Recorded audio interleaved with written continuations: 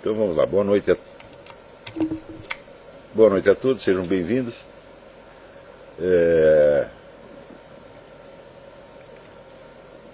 Vocês têm aí uma apostila que eu passei sobre René Guénon, mas como tem muita gente pedindo, eu vou ler antes uma análise que eu estou fazendo da situação brasileira. Eu vou só ler e comentar minimamente. É uma coisa que ainda está em elaboração, que será divulgada nos próximos dias. E também tem alguns avisos. Primeiro é o seguinte, que de 30 de setembro a 5 de outubro eu vou proferir aqui o curso Sociologia da Filosofia. Para aqueles que quiserem se hospedar na casa da professora Margarita, por favor escrevam, avisem por e-mail para Flávio Caetano com 2 N's, @gmail.com. E também, uma semana antes do meu curso, a professora Margarita vai proferir um curso de inglês especificamente para aqueles que vierem para o meu curso, de 23 a 27 de setembro, com um texto básico a ser escolhido por mim. Também os interessados avisem pelo mesmo Gmail, ela vai cobrar uma taxa de $200. E então, vamos lá. Eu primeiro vou ler esta análise que eu estou fazendo da situação brasileira e comentá-la o mais brevemente possível para que nós possamos passar ao estudo sobre René Guénon. Então, nossos liberais e conservadores leem Ludwig von Mises e Friedrich von Hayek e, vendo que eles tratam o marxismo como uma pseudociência econômica, concluem alegremente que ele não vale nada, não merece maior atenção. Acontece que o marxismo, enquanto ciência técnica da ação revolucionária, não depende em nada da base econômica que nominalmente o sustenta. Ou seja, eu estou afirmando aqui taxativamente, baseado em experiência histórica, que a teoria que não há conexão nenhuma entre a estratégia do movimento comunista e a suposta base econômica da teoria marxista. Essa ciência e essa técnica são de uma exatidão assustadora e não podem ser compreendidas só com a leitura dos pais fundadores do movimento ou com a da sua crítica liberal. Requer o acompanhamento de toda uma evolução do pensamento estratégico marxista, que começa com Marx e prolonga até Saul Alinsky e Ernesto Laclau. Este último, invertendo a fórmula clássica das relações entre infraestrutura e superestrutura, propõe abertamente a tese de que a propaganda revolucionária cria livremente a classe da qual em seguida se denominará representante. Então, de acordo com a teoria marxista originária, existe um fator objetivo chamado interesse de classe, e quando se forma o Partido Comunista, ele se apresenta, vamos dizer, como o porta-voz do interesse da classe proletária, assim como os partidos burgueses são porta-voz dos interesses, entre aspas, burgueses. E o Ernesto Laclau disse ao contrário, isso não existe. Nós, mediante a propaganda, nós agrupamos pessoas e criamos, idealmente, uma classe da qual, em seguida, nos denominamos representantes. Maior independência de toda a base econômica não se poderia conceber. Aqueles que imaginam ter dado cabo do marxismo tão logo refutaram seus princípios econômicos, se acreditam muito realistas, porque eles próprios são crentes devotos da base econômica do acontecer político, a qual os próprios marxistas já superaram há muito tempo. O marxismo deve ser estudado, em primeiro lugar, como uma cultura, no sentido antropológico do termo. Remeto os interessados a 3 artigos em que resumo o que penso a respeito. Estão lá no meu site, o Marxismo como Cultura, etc. Em segundo lugar, deve ser estudado como ciência técnica da ação revolucionária, da intervenção ativa da elite revolucionária na sociedade e na história. Essa ciência é tão veraz e a técnica que nela se arraiga é tão eficiente que delas resulta este fato, tão fundamental entre todos e tão solenemente ignorado pelos críticos do marxismo. Há pelo menos 1 século e meio, o comunismo é o único, repito, o único movimento político organizado unitariamente em escala mundial e dotado de uma consciência clara da sua continuidade, bem como das suas metamorfoses estratégicas. Todos os seus pretensos adversários e concorrentes são fenômenos locais, inconexos e passageiros, espalhados no tempo e no espaço como grãos de poeira soltos no vento, incapazes não só de fazer face ao rolo compressor do movimento comunista, mas até de enxergá-lo como um todo. Sem nenhuma presunção de expor aqui o fenômeno no seu conjunto, mas raciocinando antes em função exclusiva dos últimos acontecimentos no Brasil, destaco adiante alguns pontos que, se não forem levados em conta, tornarão inviável qualquer tentativa de compreender os lances mais recentes da história continental e nacional. O primeiro desses pontos é o seguinte: nenhuma ação comunista tem jamais, repito, jamais, um objetivo único e linear. Todas as decisões do Comando Estratégico Comunista são sempre de natureza dialética e experimental. De um lado, jogam sempre com uma multiplicidade de forças em conflito, não interferindo jamais no quadro, antes de ter uma visão bem clara das contradições em jogo e dos múltiplos sentidos em que elas podem ser trabalhadas. Sob esse aspecto, o pensamento marxista não mudou muito desde o começo. Apenas aprimorou formidavelmente a sua visão das contradições, integrando no seu retrato mental da sociedade inúmeros tipos de conflitos novos que ou não existiam no tempo de Marx ou ele não julgou relevantes. Por exemplo, o conflito entre os impulsos sexuais e a ordem social ou entre pais e filhos. De outro lado, a essa visão dialética cada vez mais sutil e aprimorada, o marxismo acrescenta o caráter experimental e não dogmático de todas as suas decisões e ações estratégicas.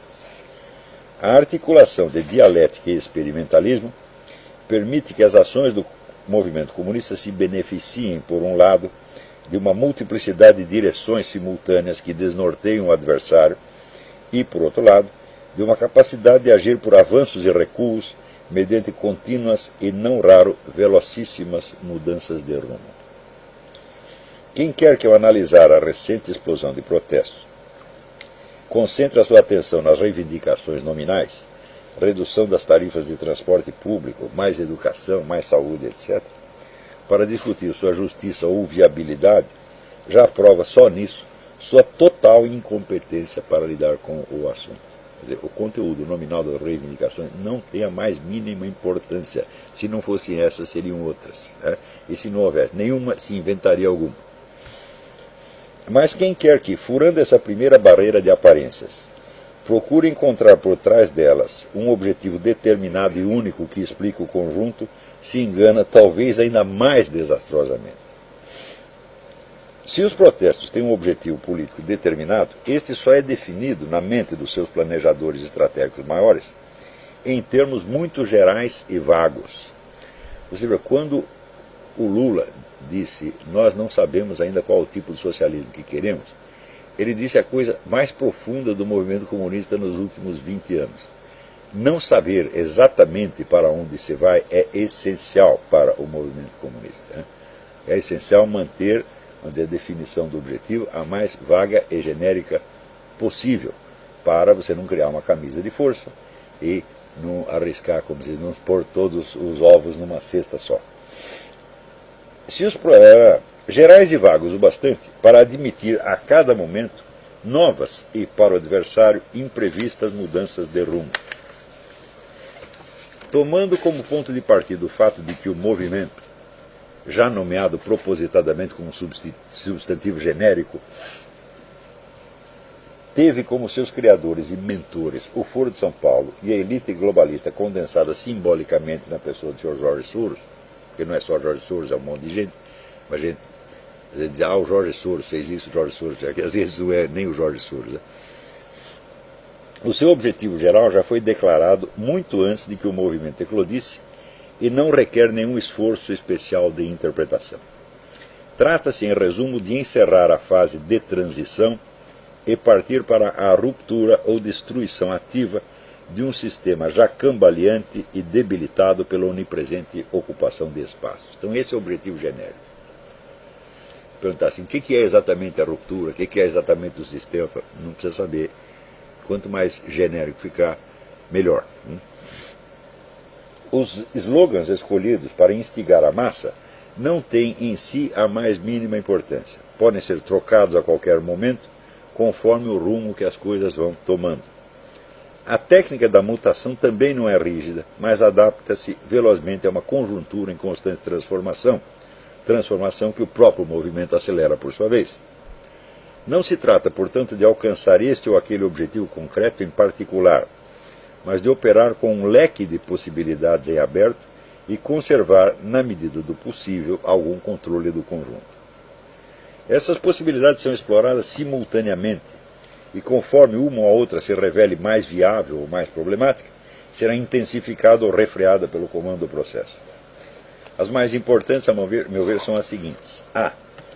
Trocar a própria liderança visível da esquerda, substituindo os agentes de transição pelos agentes da ruptura.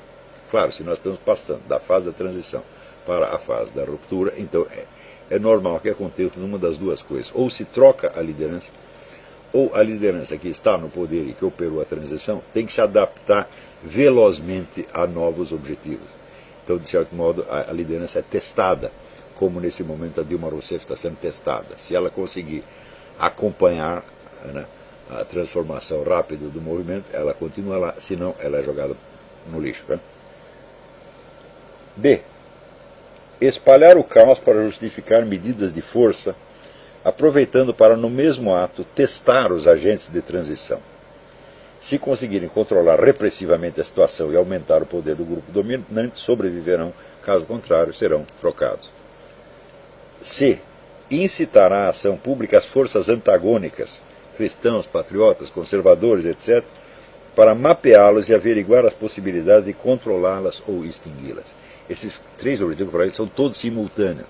Eles estão fazendo tudo isso ao mesmo tempo. Hein? D. Caso a evolução do movimento se mostre majoritariamente favorável aos objetivos dos planejadores, fomentá-lo ainda mais para que a própria ação da militância enragée adquira autonomia e conquiste autoridade por si própria, transmutando-se em nova estrutura de governo. Note bem que com o negócio com os vários movimentos que a esquerda controla, ela já tem uma nova estrutura de governo extraoficial, totalmente separada, vamos dizer, do funcionalismo público, que em algumas regiões já manda mais do que o próprio funcionalismo público. Isso aconteceu exatamente como aconteceu na União Soviética, onde você tem aquela rede dos sovietes, que era uma espécie de sindicatos rurais, e que a sua influência, a sua onipresença era tal que do dia para a noite eles se transformaram na nova administração pública, passando por cima da administração oficial, quando veio o lema todo o poder aos sovietes. Né? Então, esta possibilidade, é claro, é a mais extrema de todas. Tá certo? Eu vou repetir as quatro aqui, porque isso é importante. Estão fazendo quatro coisas ao mesmo tempo. A.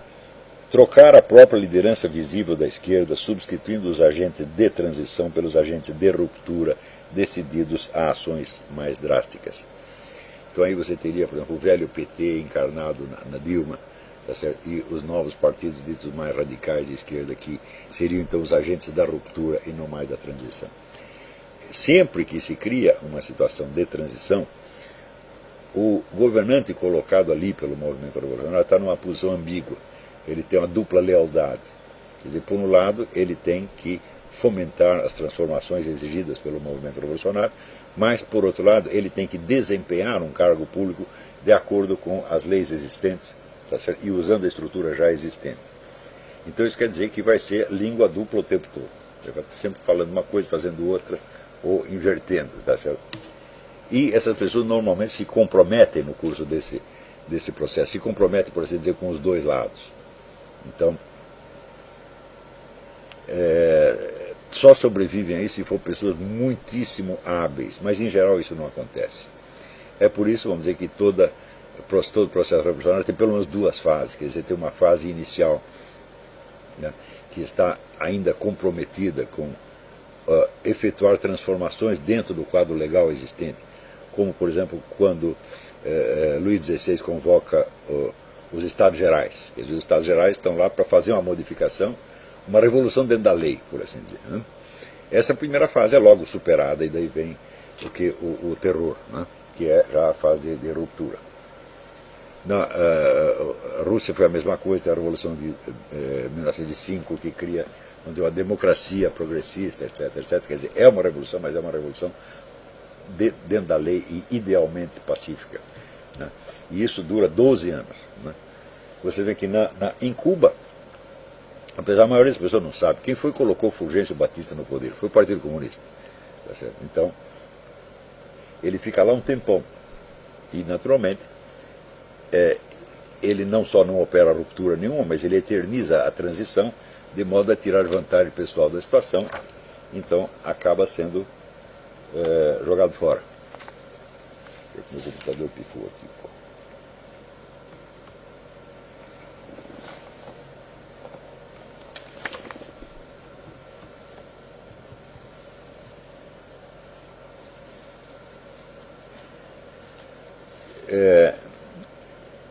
Uma segunda possibilidade, que também é explorada simultaneamente, é você fomentar o caos para depois você entrar com medidas de força e aumentar o poder do governo existente.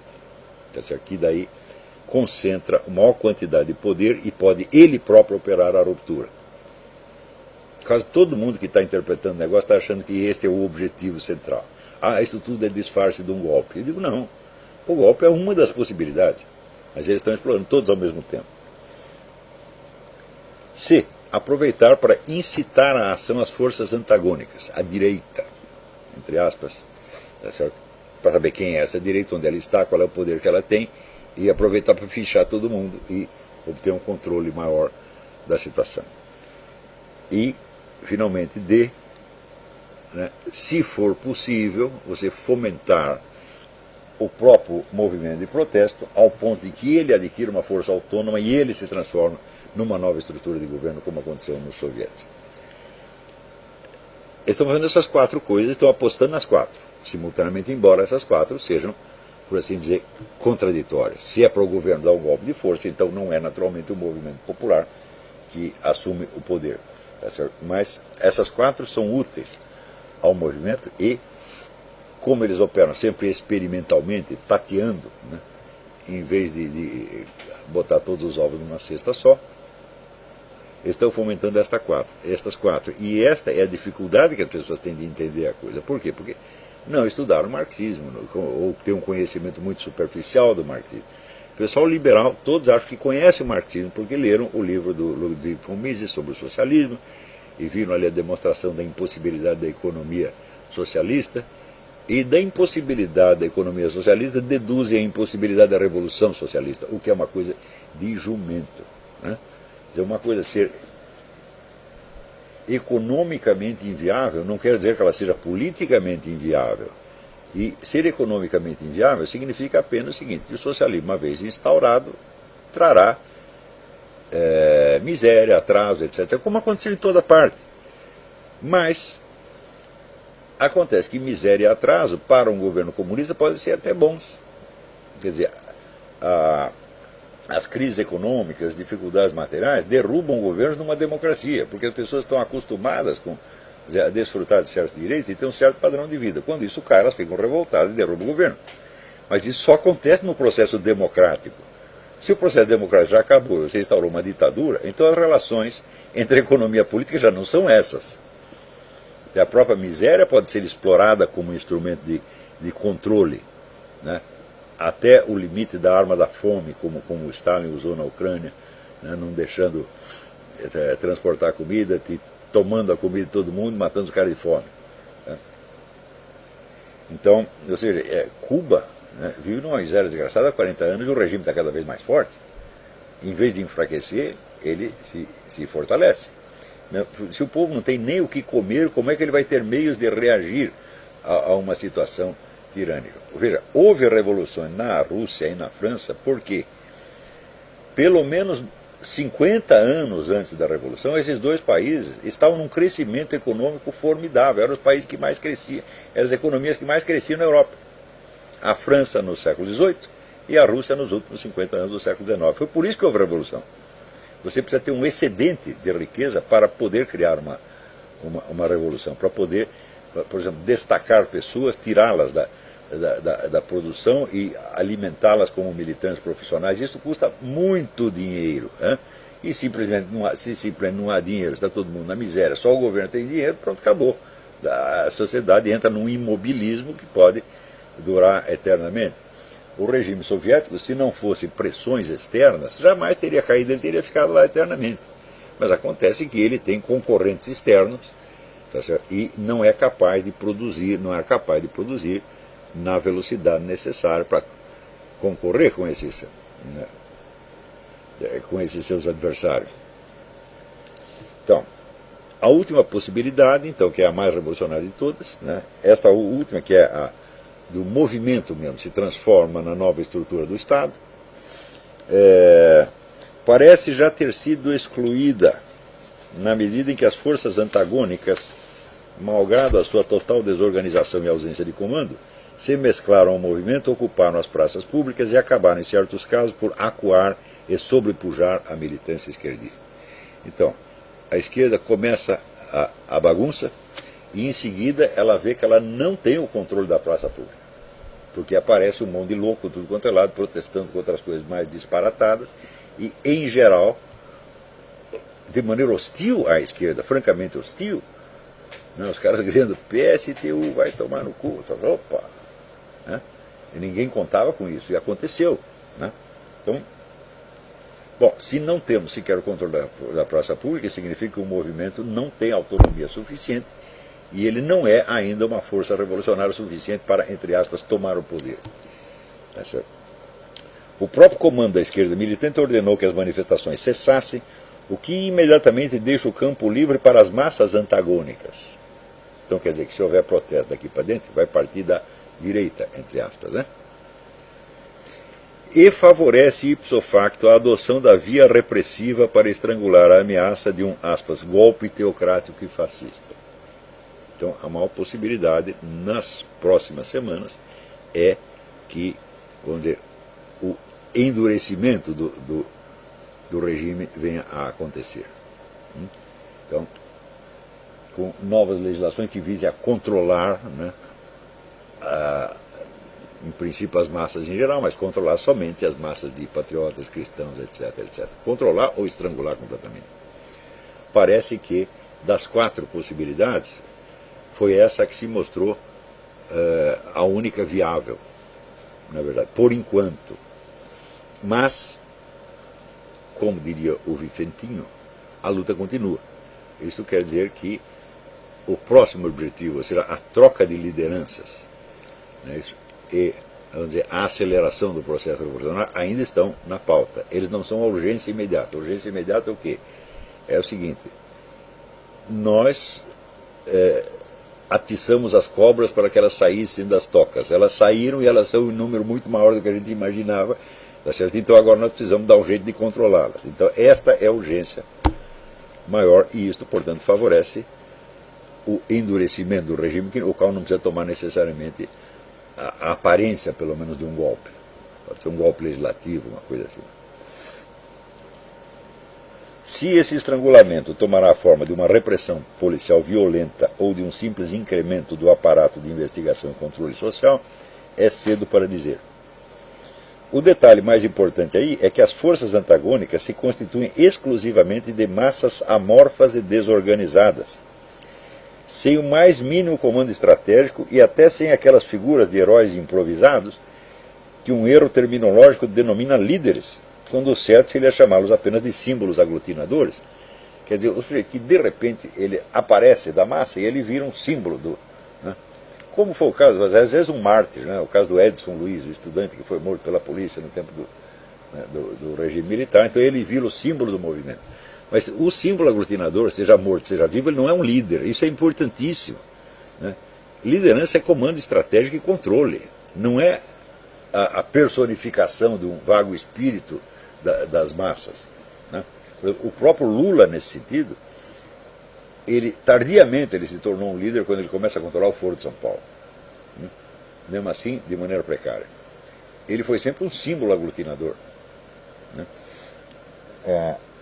Então o pessoal, quando eu me lembro pelo Facebook, eu falava, esse negócio não tem liderança. Daí os caras diziam, não, vem você para cá e você vira o líder. Eu falei, eu seria um símbolo aglutinador e seria jogado fora e expelido com a maior facilidade.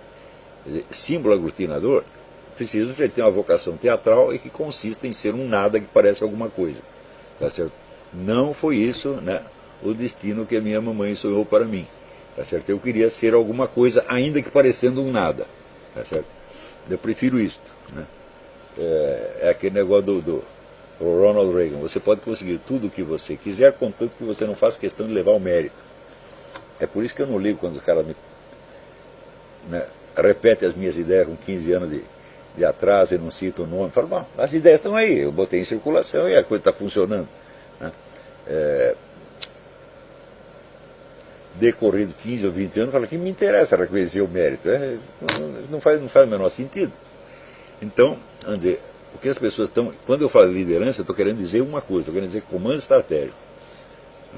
E quando o pessoal no Brasil fala liderança, ele quer dizer símbolo aglutinador, o que é um sinal de que todo este pessoal que está envolvido nesse movimento não tem a menor ideia sequer do que é uma liderança. Né? Então não é que eles não têm uma liderança, eles não sabem o que é. Né?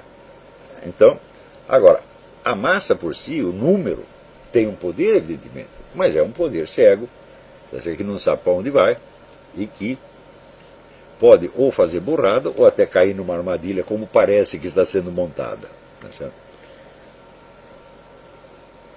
Essa massa é numericamente superior, seja à militância organizada do Foro de São Paulo, seja às tropas de arruaceiros subsidiadas pelo Sr. Jorge Soros e outros similares. Sua presença nas ruas, bem como a vaia multitudinária que despejou sobre a presidenta Dilma Rousseff, são, no sentido mais estrito do termo, explosões espontâneas e anárquicas no mais alto grau, contrastando nisso com a ação bem planejada dos militantes do outro lado, que ocupam o espaço público armadas de instruções precisas e de slogans bem ensaiados. Em Brasília viu-se até o texto de uma convocatória inteira, recitado em coro pela multidão. Veja o nível de organização. Além disso, eu recebi uma cópia de um folheto que era distribuído aos militantes, né, sobre como enfrentar a polícia, como se livrar do gás lacrimogêneo, como fazer isso, quer dizer, uma instrução inteira, quer dizer, coisa de profissional. E lá em Brasília, né, você viu a multidão, milhares de pessoas repetindo, dia tal, às tantas horas, em tal lugar, vamos fazer isso e aquilo. Quer dizer, como é que você vai pensar que isso é uma manifestação espontânea? Não, isso é um negócio altamente planejado e trabalhado. Isto da parte, vamos dizer, da militância esquerdista que começou as mobilizações. Daí, quando o pessoal, né, os patriotas revoltados, cristãos, etc., começaram a ir para a rua, eles começaram a dizer qualquer coisa. Tá certo? Desse modo, o que se viu nas ruas não foi uma competição entre forças de um mesmo gênero, duas militâncias, duas ideologias, duas forças políticas, mas entre dois tipos de multidão radicalmente heterogêneos, a massa e a militância, a revolta confusa e a ação premeditada. E viu-se que a massa confusa era tão superior numericamente que o negócio ia escapar ao controle dos planejadores iniciais. Então, dos 4 alternativas, a possibilidade do endurecimento, de um fortalecimento do governo existente, se torna a mais racional e a mais viável, portanto, a mais previsível. Quem não levar em conta esses fatores não entenderá absolutamente nada do que está acontecendo e estará privado até da mera possibilidade teórica de uma ação consequente. O que eu acabo de dizer pode levar o leitor surpreso, o leitor ouvinte surpreso, a concluir que, no meu entender, ou mesmo na realidade das coisas, os mentores do movimento comunista são gênios fora do comum, capazes de pensar em todas as alternativas ao mesmo tempo e de manejar todas as peças do tabuleiro. De certo, não é bem assim. Comparado com a vastidão do seu alcance, o movimento comunista teve um número relativamente pequeno de gênios estratégicos, a começar por Lenin e Stalin, e um número um pouco maior, mas nada notável, de talentos estratégicos secundários, como Saul Alinsky, Ernesto Laclau e a dupla Cloward e Piven. Mas algumas regras explícitas e tácitas que esses e outros seguiram acabaram por se incorporar à cultura comunista, isto é, a um conjunto de hábitos reflexos de pensamento compartilhados por toda a militância, que os assimila sem grande exame crítico, às vezes até num nível semiconsciente e pré-verbal. Isso quer dizer que essas regras transparecerão nebulosamente na conduta de líderes e militantes, como as regras da gramática transparecem, deformadas mas não abolidas, na fala de quem nunca estudou gramática. A fala do analfabeto é gramaticalmente analisável e ela reflete o que é a estrutura do idioma, portanto, as regras da gramática que o sujeito desconhece. Ele sabe aplicar por imitação, mas ele desconhece as regras, mas elas aparecem ali.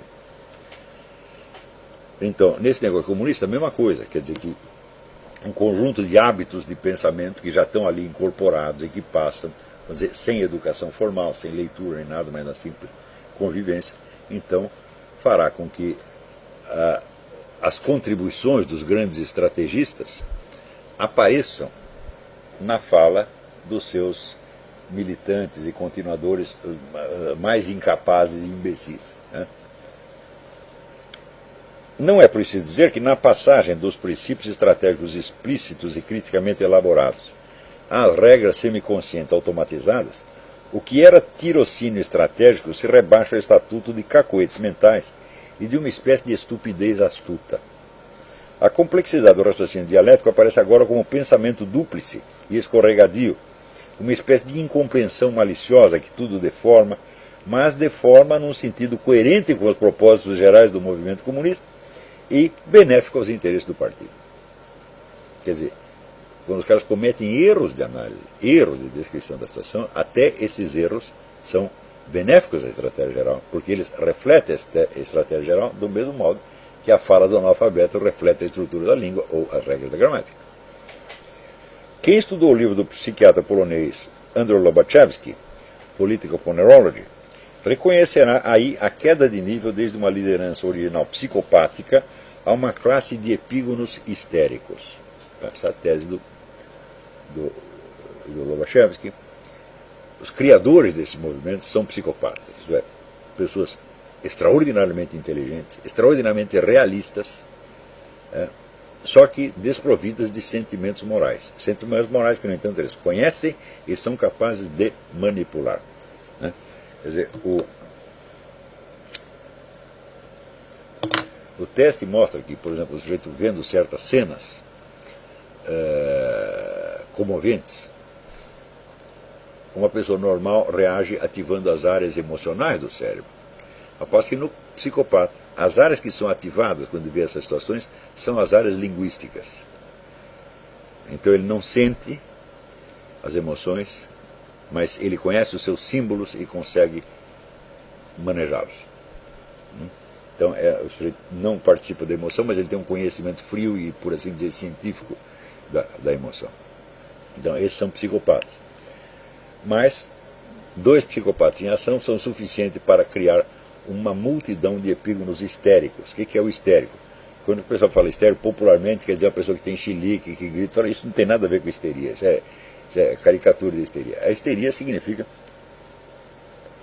quase um comportamento auto-hipnótico, onde o sujeito não acredita no que ele vê e no que ele sabe, mas acredita no que ele imagina e fala, sobretudo no que ele fala.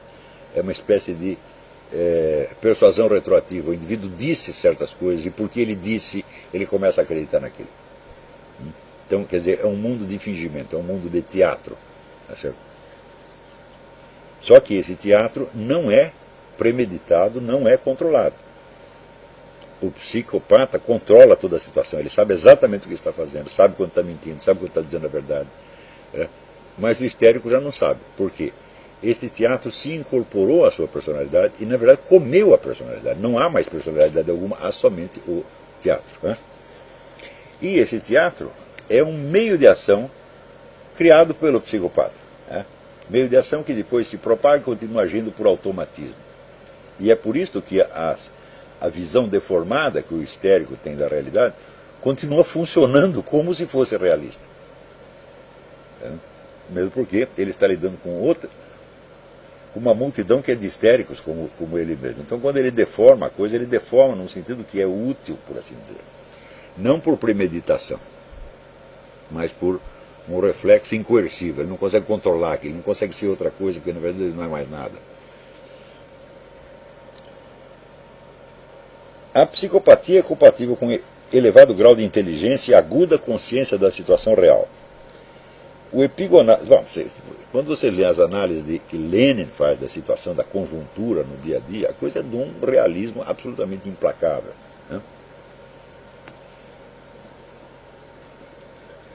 O epigonato histérico copia a conduta psicopática sem compreendê-la muito bem e por isso não diferencia claramente o diagnóstico objetivo da situação e o discurso de auto-identidade partidária. Ou seja,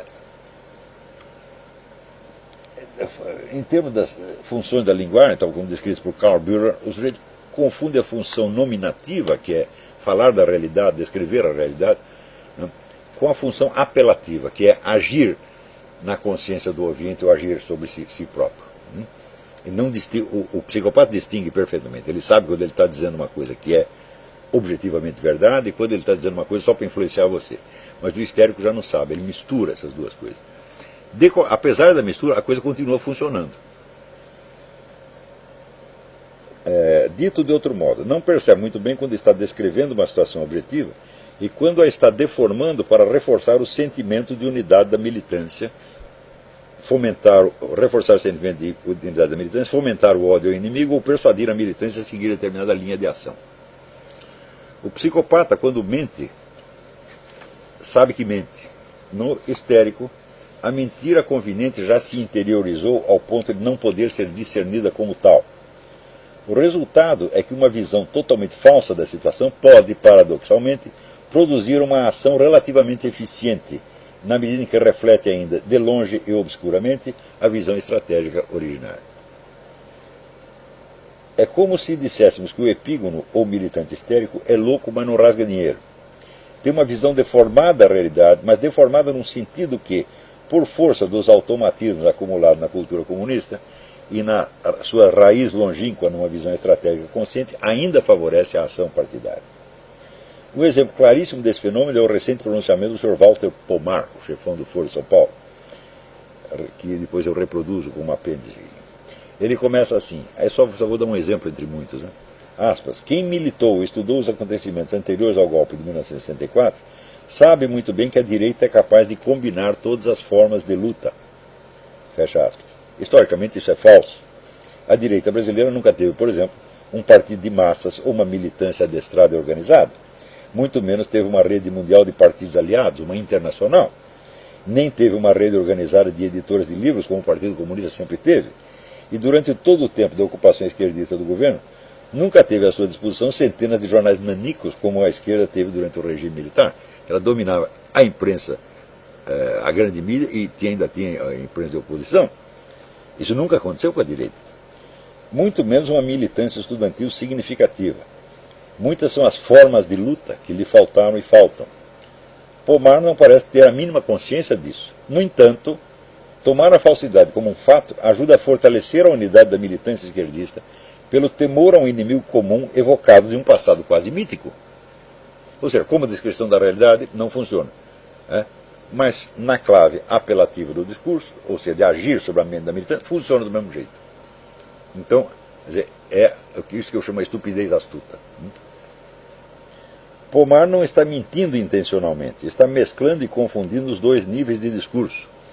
A descrição da realidade e o apelo à unidade do grupo ouvinte, como é próprio dos epígonos histéricos e da estupidez astuta a que me referi, quase que uma deficiência eficiente. Expressão paradoxal que corresponde à natureza paradoxal do fenômeno mesmo. Você vê que muitas vezes, ouvindo os discursos das pessoas, o liberal, conservador, amador, que não tem estudos sérios a respeito, né,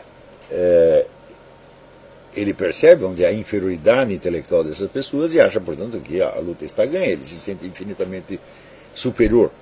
Mas não está contando com este fato da estupidez astuta, que esse tipo de deformação da realidade está impregnado no movimento e que ele funciona. Quando ele não funciona como diagnóstico objetivo para embasar uma ação, ele funciona como apelo à unidade da militância e estímulo emocional. Então acaba funcionando do mesmo jeito. Por isso que eu chamo de estupidez astuta, não é uma estupidez simples. O sujeito que é realmente estúpido, ele comete erros e puxa o seu próprio tapete, serra o galho que está sentado, e a esquerda, vamos dizer, por mais que, sei lá, Reinaldo Azevedo, ou Rodrigo Constantino, os jornalistas liberais, os formadores de opinião liberais, façam sarcasmo a respeito, por mais que eles gostem da cara da burrice esquerdista, vamos dizer, às vezes a burrice é do próprio analista liberal. que não entende que é uma burrice eficiente, que é uma deficiência eficiente. Por isso é que quanto mais derrotas sofre no campo intelectual, mais vitórias tem no campo, a esquerda tem no campo político. Não é isso? Então, a superioridade intelectual, no caso, ela existe, evidentemente, a superioridade intelectual da direita, dos conservadores, ela existe, mas ela não se transforma por si numa arma política eficiente. Porque para ser qualquer coisa, para ser uma arma política eficiente, precisa se impregnar no espírito de uma militância e depois no espírito das massas seguidoras, até criar uma série de reflexos que permitam, vamos dizer, você provocar reações quase que automáticas. Né? Vendo aqui, eu vou ler mais um pedacinho aqui do Walter Pomar. Ele diz: o discurso dominante na esquerda brasileira era até ontem de dois tipos. Por um lado, no petismo e aliados, o contentamento com nossas realizações passadas e presentes, acompanhado do reconhecimento mais ou menos ritual de que precisamos mais e de que precisamos mudar práticas. Por outro lado, na esquerda oposicionista, que ele chama de oposicionista, PSOL, PSTU e outros, a crítica aos limites do petismo, acompanhada da crença de que através da luta política e social seria possível derrotar o PT e no lugar colocar uma esquerda mais de esquerda.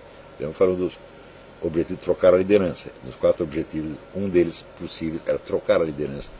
Mas não trocar necessariamente, porque se a liderança antiga, a liderança de transição, se adaptar às novas finalidades do movimento com a devida rapidez, ou se mostrar capaz de controlar a situação, ela continua lá. E no lugar dela, colocar uma esquerda mais de esquerda. As manifestações populares ocorrendo nos últimos dias, especialmente as de ontem, 20 de junho, atropelaram essas e outras interpretações.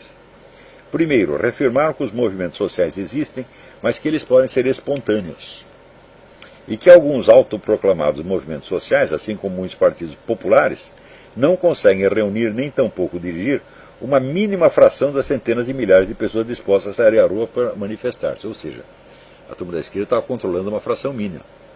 A maioria estava ali, ou por objetivos anárquicos, ou frontalmente contra a esquerda. Não só contra o PT, mas contra toda a esquerda. Daí prossegue ele. Em seguida mostraram que a direita sabe disputar as ruas como parte de uma estratégia que ainda hoje pretende nos derrotar nas urnas. Eu digo, opa, peraí, mas são movimentos espontâneos ou é uma estratégia? Ele não percebe a diferença. Ele não percebe que está se contradizendo absolutamente. Mas as duas coisas servem. Por quê? Quando você diz, são movimentos puramente espontâneos, então são anarcos, mais adentro ele diz, não são sequer de direita. Então, isto dá ao ouvinte esquerdista um senso de superioridade, o reforça. Diz, nós somos um movimento consciente, que queremos mudar o Brasil, e tal, e esses caras são apenas um bando de loucos, bêbados que estão aí na rua. E quando você diz que é uma estratégia, você apela para o senso de paranoia, de senso de perseguição.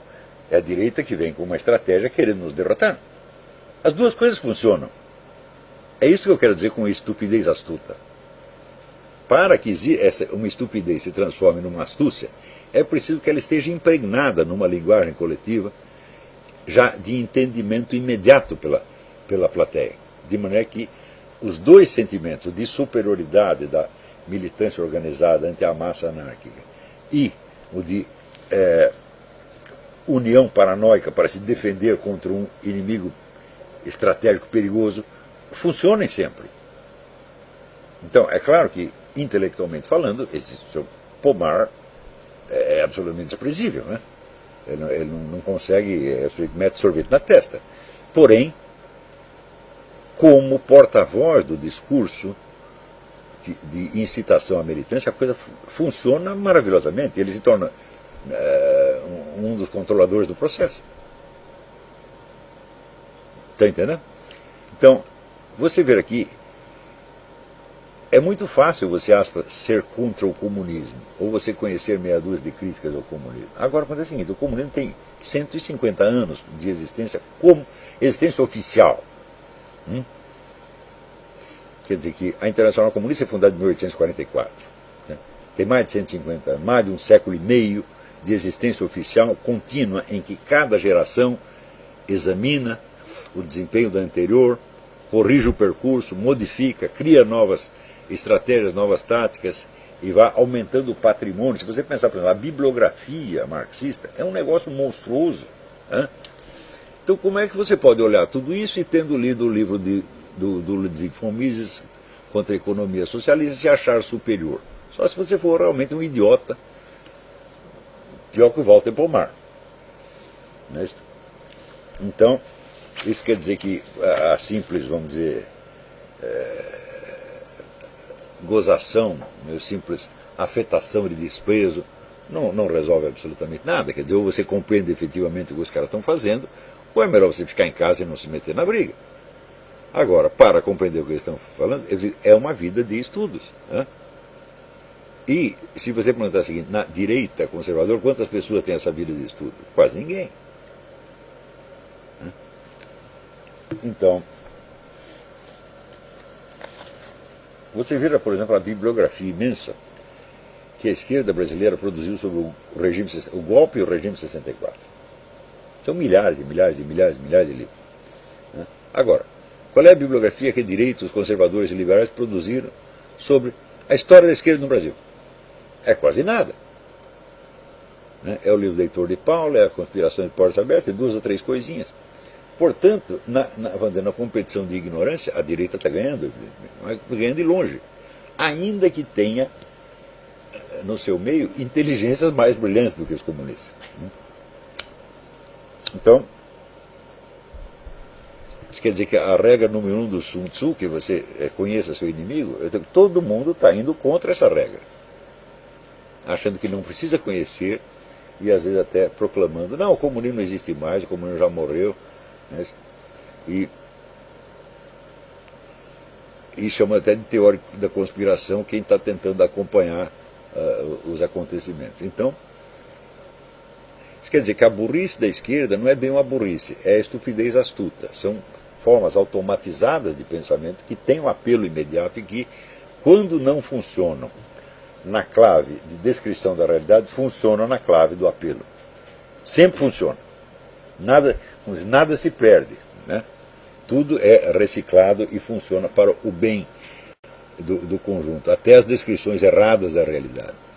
Como, por exemplo, vamos dizer, até a deformação caricatural que eles fazem da realidade os ajuda. Por exemplo, o Paulo Henrique Amorim inventou aquela expressão, o PIG, o Partido da Imprensa Golpista. A imprensa golpista, então, é a Folha, o Globo, o Estadão, etc., etc., que são amplamente dominados por gente de esquerda, e que sempre trataram o Lula, o PT e até esses outros partidos mais radicais de uma maneira extremamente paternal ou maternal. Se não fosse a grande mídia, essas organizações jamais chegariam à existência. E,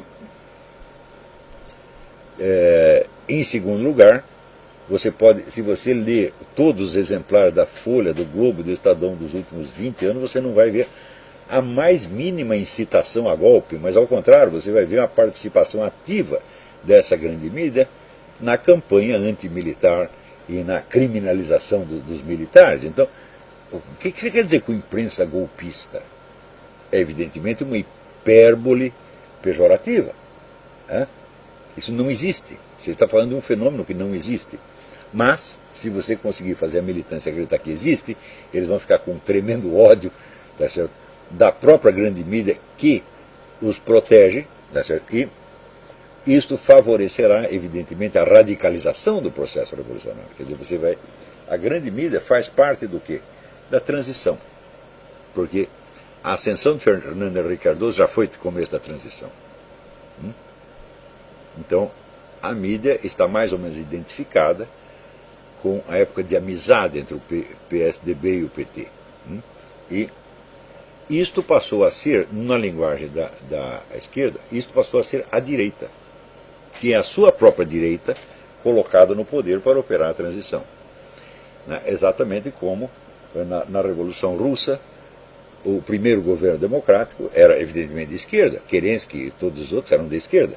Porém, tão logo eles tomam o poder, eles passam a ser a direita para a esquerda mais radical. Então, esta, vamos dizer, assimilação vamos dizer, das duas correntes é um hábito profundamente arraigado da mentalidade comunista. Né? Você não faz revolução contra um inimigo, você faz contra um ex-amigo. Todas são assim. Quando veio o terror revolucionário não era contra o antigo regime, era contra os moderados da Assembleia. Né? Isso é por toda parte a mesma coisa. A Revolução Cubana não foi contra o inimigo, foi contra uma criatura mais velha do Partido Comunista. E é sempre assim. Então, é por isso que, vamos dizer, os nossos liberais e conservadores, eles são loucos quando eles apostam na divisão da esquerda e acham que a divisão vai enfraquecê-la, quando é a divisão que a fortalece. Você se dividindo e lutando contra si mesmo, você monopoliza o campo todo dos debates e dos conflitos e você controla mais ou menos o conjunto. Tá certo? E isso, vamos dizer, é um hábito já tão arraigado que mesmo o puro militante histérico, cego como Walter Pomar, consegue mais ou menos controlar o processo, porque ele está trabalhando não em cima de uma burrice pessoal, mas de toda uma tradição de 150 anos que já está impregnada na mente dele.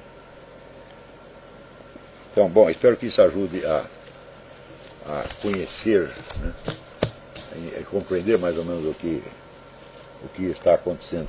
E isso, eu digo tudo isso sem a mais mínima ilusão de influenciar o curso dos acontecimentos.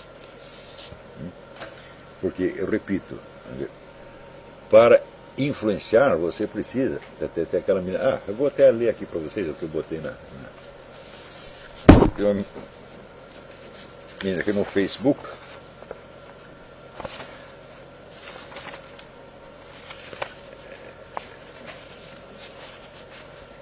Me perguntou: então o que é para fazer? Pô, diabo, será que não está aqui?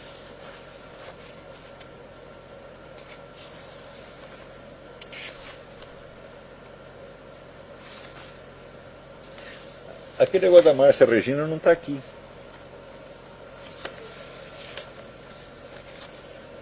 Bom, a minha pergunta: o que é para fazer? Eu digo: olha, eu não tenho fórmula pronta, mas a experiência histórica mostra que a formação dos grandes movimentos políticos passa por uma sequência que é mais ou menos fixa e imutável. É uma fórmula que não existe outra.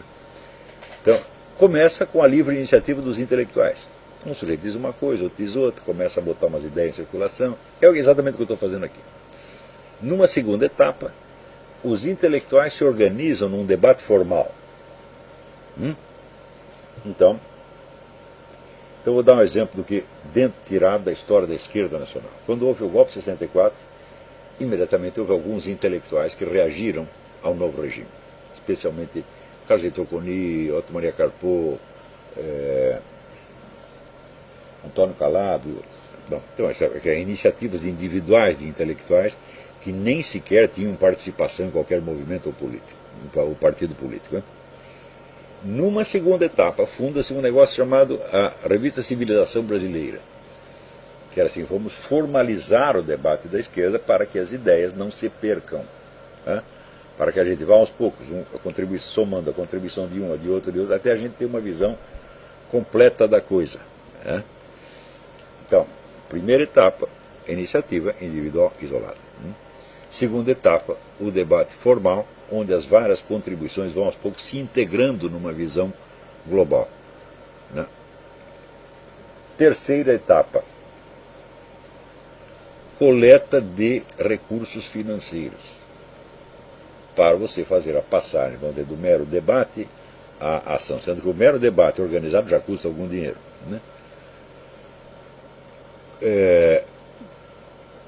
Quarta etapa, a formação de um Estado maior para estudar a coisa, já não do ponto de vista analítico e da compreensão, mas do ponto de vista das estratégias possíveis. O Foro de São Paulo é isso. Então, no Exército você tem o comando e tem o Estado-Maior. O Estado-Maior não toma decisões. Ele só faz análise estratégica e propõe estratégias possíveis que o comando depois vai acionar. Então, o Foro de São Paulo, ele não é bem um comando, ele é um Estado-Maior. Então, Depois que você tem isso, bom, muito bem, daí você começa a formação da militância. Quando você chega na formação da militância, o custo da coisa já é monstruoso. Porque você não pode formar militantes se você não tem profissionais.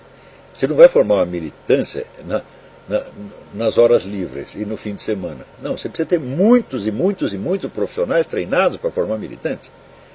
Ou seja, são pessoas que vão ser desligadas, para usar o termo comunista, desligadas da produção e colocadas, vamos dizer, no trabalho partidário profissional.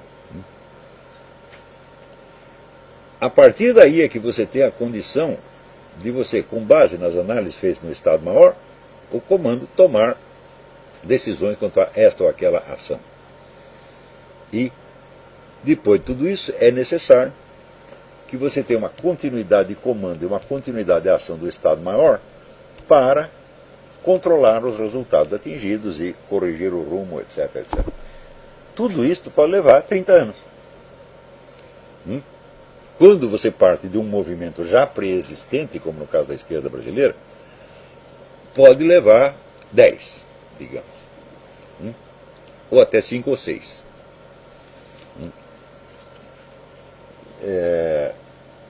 Mas quando você parte do zero, quando você não tem nenhum movimento pré-existente, então certamente leva de 20 a 30 anos.